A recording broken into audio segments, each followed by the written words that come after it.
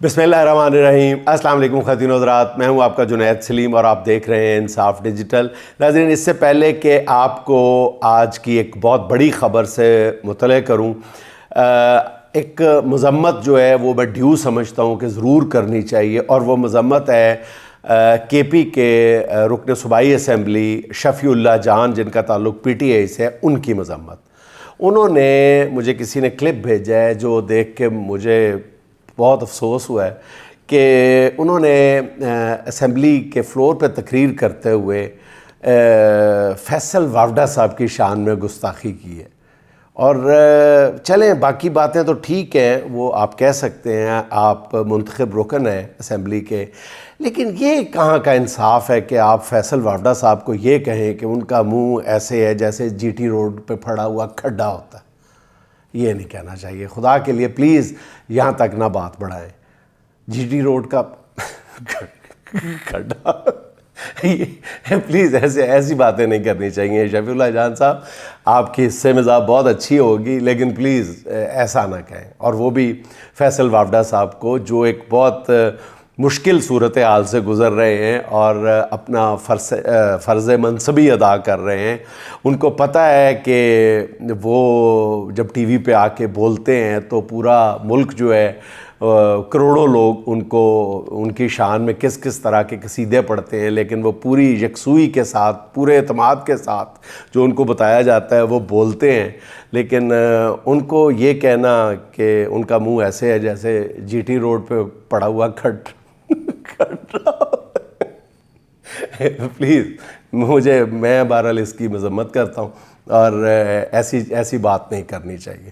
اور باقی آپ کا رائٹ ہے، آپ یہ ٹھیک کہہ رہے ہیں کہ فیصل وافڈا صاحب جو ہے وہ ایک ایسے بندے ہیں جو بیچارے، ان سے پوچھا جائے کہ آپ کا تعلق کس پارٹی سے ہے تو وہ کوئی نہیں بتا پائیں گے، پارٹی کا نام نہیں بتا پائیں گے، حالانکہ پتہ ہے کہ وہ کس پارٹی سے ہیں، ٹھیک ہے۔ اور دوسرا، ان سے پوچھا جائے کہ آپ کو سینٹ میں کن ارکان اسمبلی نے ووٹ دیے تھے تو وہ نہیں بتا پائیں گے، یقیناً نہیں بتا پائیں گے۔ تو یہ ضروری بھی نہیں ہے، آئین میں کہاں لکھا ہوا ہے کہ کوئی بندہ جو ہے وہ اپنے ووٹرز کے نام بتائے؟ کہیں لکھا ہوا ہے؟ آپ نے اپنی تقریر میں شفیع اللہ جان صاحب فرمایا کہ ان کو اپنے ووٹروں کا نہیں پتہ، تو قومی اسمبلی کے جو رکن ہوتے ہیں، آپ بتائیں، آپ صوبائی اسمبلی کا رکن ہیں، آپ کو اپنے سارے ووٹروں کا پتہ ہے؟ صوبائی اسمبلی کا نہیں نا پتہ۔ تو اس طرح وافڈا صاحب کو کیا پتہ کہ ان کو کس نے ووٹ ڈالے ہیں؟ اور پتہ آپ کو بھی ہے، پتہ ان کو بھی ہے کہ ووٹ کس نے ڈالے ہیں، ڈالے نہیں تو ڈلوانے والوں کا تو پتہ ہے نا۔ تو ایسے نہ کریں، ٹھیک ہے۔ اچھا جی، جو ناظرین آپ تک پھر میرے ذہن میں وہ کھڈا نہیں جا رہا، میں کیسے گفتگو آگے بڑھاؤں؟ جی ٹی روڈ پہ پڑا ہوا کھڈا، اب اتنا خوبرو، اتنے خوبصورت، ہینڈسم فیصل وافڈا صاحب کی شخصیت، اور ان کو آپ نے کیا کہہ دیا؟ اچھا چلیں چھوڑیں اس بات کو۔ ناظرین، خبر آپ کو یہ دینا مقصود تھی کہ نئے چیف جسٹس صاحب جس انداز میں آگے بڑھ رہے ہیں، اور ابھی ہفتہ 10 دن ہی ہوئے ہیں کہ حکومت نے ان کو اپنے مخالف کیمپ میں تصور کر لیا۔ ابھی مجھے ایک عدالتی شخصیت سے متعلق ایک بڑے اکٹھ میں جانے کا اتفاق ہوا، تو وہاں پہ مختلف جو سورسز تھے، وہ بڑے سے بڑا سورس موجود تھا، تو وہاں سے یہ پتہ چلا ہے کہ حکومت نے یہ فیصلہ کر لیا ہے کہ وہ چیف جسٹس صاحب کو ٹیک بل بائی دا ہارن، میری انگریزی کمزور ہے، آپ کو بتا دیتا ہوں کہ ایک اعلیٰ ترین حکومتی شخصیت نے دوسری حکومتی شخصیت سے گفتگو کرتے ہوئے یہ میسج دیا ہے کہ ہم تک یہ پیغام پہنچ چکا ہے کہ we should take bull by the horn. اس کا مطلب یہ ہوتا ہے ناظرین کہ بیل کو سینگوں سے پکڑ کے اب جھنجھوڑنا ہے اور مقابلہ کرنا ہے۔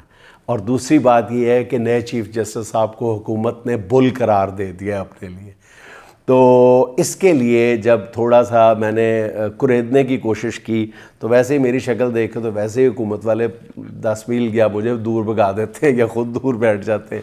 تو مجھے خیر جہاں تک میرے قوت سماعت نے میرا ساتھ دیا ہے وہ یہ ہے کہ حکومت جو ہے وہ 26ویں 27ویں 28ویں ترمیم سے بھی اگر آگے جانا پڑتا ہے تو جانے کے لیے تیار ہے، اور وہ سب کچھ کرنے کے لیے تیار ہے۔ چیف جسٹس، نئے چیف جسٹس صاحب جو ہیں ان کے بڑھتے ہوئے قدم روکنے کے لیے. بڑھتے ہوئے قدم ناظرین اگلے ایک ہفتے کے دوران یا بلکہ ایک ہفتہ بھی زیادہ ہے, 8 تاریخ کو ہی نظر آنا شروع ہو جائیں گے, اور 8 تاریخ سے لے کے میرا خیال ہے 16 تاریخ تک کی جو یہ دن ہے یہ بہت ہی امپورٹنٹ ہوں گے پاکستان کے لیے, پاکستان کی عدلیہ کے لیے, پاکستان کے مستقبل کے لیے, کہ حکومت جو ہے وہ ان سے کس طرح نپٹے گی, کیا حکمت عملی طے کرے گی. لیکن یہ میں آپ کو ناظرین بتا دوں کہ حکومت نے طے کر لیا ہے کہ وہ جس طرح سے چیف جسٹس صاحب آگے بڑھ رہے ہیں اس طرح سے ان کو آگے نہیں بڑھنے دیا جائے گا, کیونکہ چیف جسٹس صاحب کے بارے میں یہ کہا جا رہا ہے کہ وہ ججز کی جو تعداد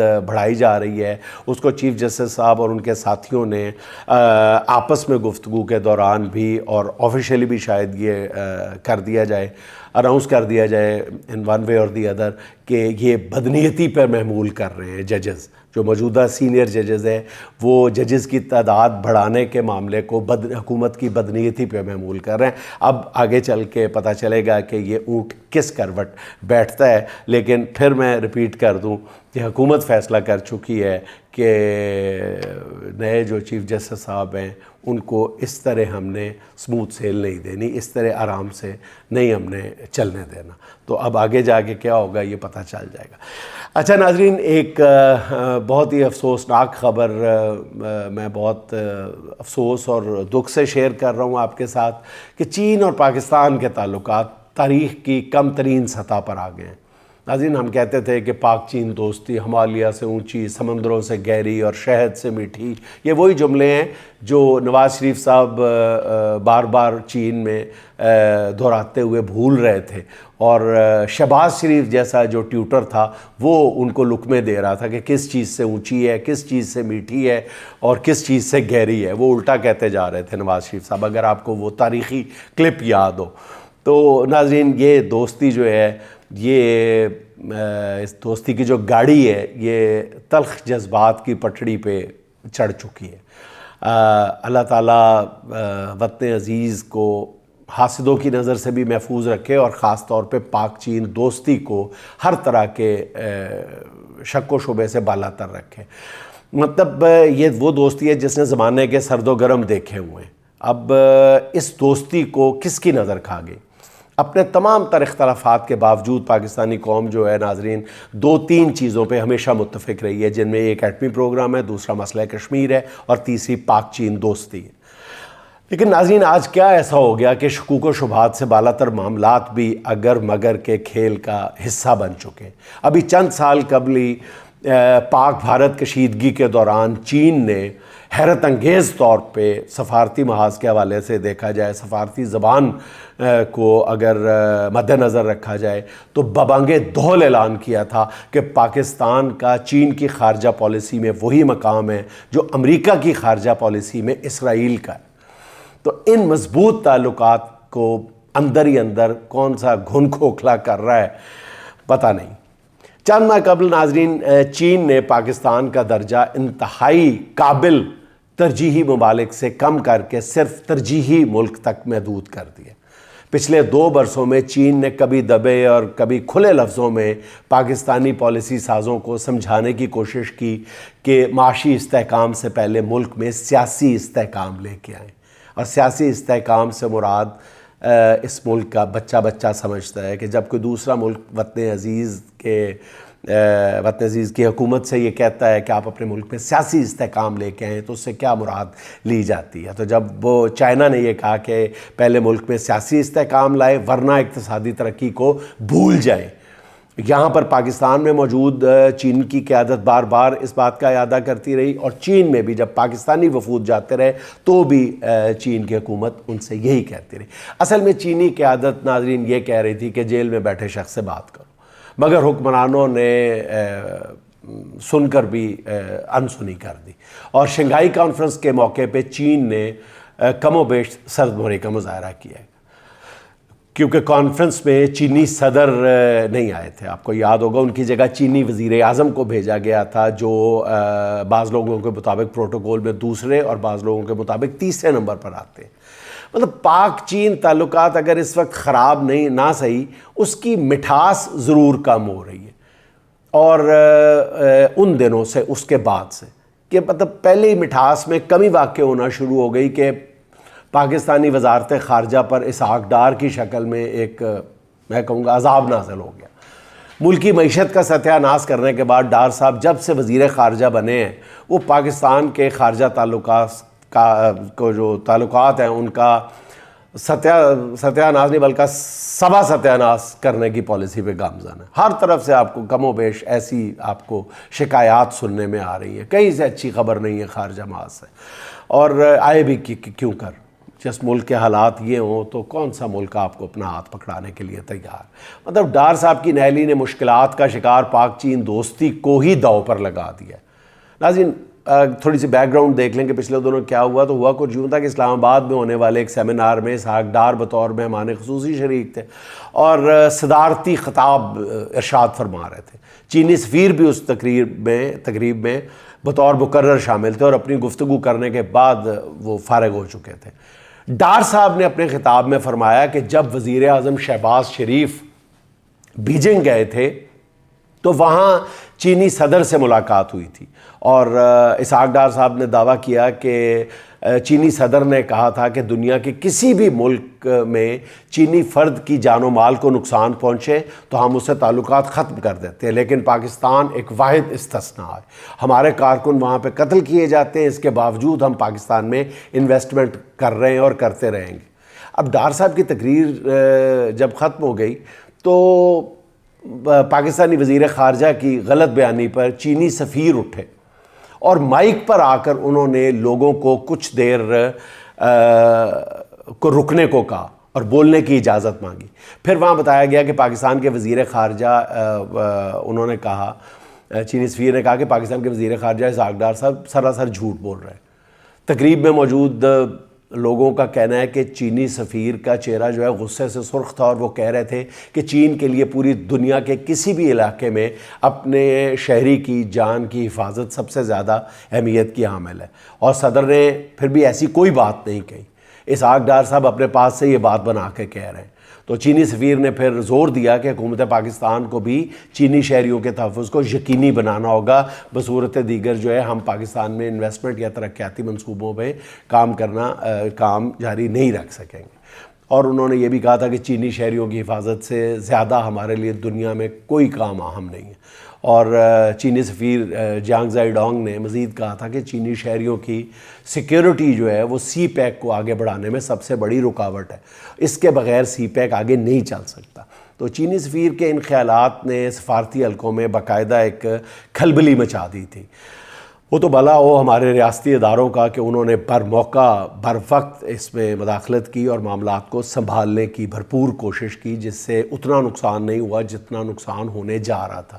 لیکن ایک سفارتی درجے کی تقریب میں ڈپٹی وزیر اعظم یا وزیر خارجہ کو گوال منڈی کے تھڑے جیسی گفتگو کا نتیجہ بہرحال بھگتنا پڑا۔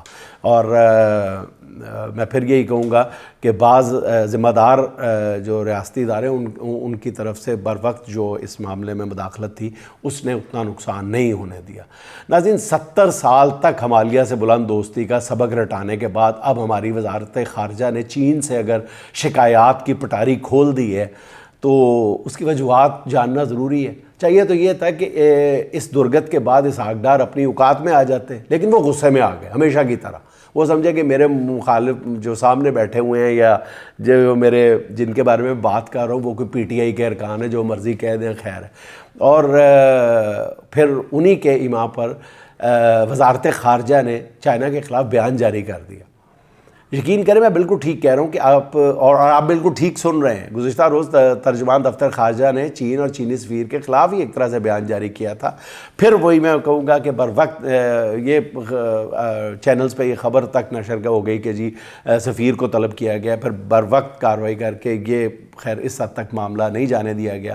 تو پاکستان بننے کے بعد غالباً یہ پہلا موقع ہوگا کہ پاکستانی دفتر خارجہ کی ترجمان نے چین کے خلاف ایسا لب و لہجہ اختیار کیا گیا ہو جس میں کہا گیا ہو کہ چینی سفیر جو ہے ان کا بیان حیران کن ہے اور ان کا بیان پاک چین سفارتی روایات کی عکاسی نہیں کرتا۔ اور یہ بھی کہا گیا کہ ہم دفتر خارجہ کی جانب سے کسی غیر ملکی سفیر یا سفیروں کے گروپ کے دوسرے شہروں کے دورے کے پروٹوکول کو مزید سخت کر رہے ہیں۔ میرا خیال ناظرین، پاکستانی دفتر خارجہ کے اس بیان کے بعد چینی وزارت خارجہ کی طرف سے اللہ کرے کہ کوئی بیان نہ سامنے آئے، اگر کوئی جواب الجواب آ گیا تو معاملہ مزید خراب بھی ہو سکتا ہے۔ ناظرین، عجیب طرح کے لوگ حکومت میں آ کے بیٹھ گئے کہ منہ سے لا محالہ ایک ہی شعر نکلتا ہے۔ عجیب لوگ ہیں آئے جفا کے موسم میں، عجیب لوگ ہیں آئے جفا کے موسم میں، ثمر اتار نہ پائے شجر اتار دیے، ثمر اتار نہ پائے شجر اتار دیے۔ ناظرین، خوش رہیں، خوش رکھیں۔ آپ سے ملاقات ہوگی انشاءاللہ اگلے ولاگ میں۔ اللہ حافظ۔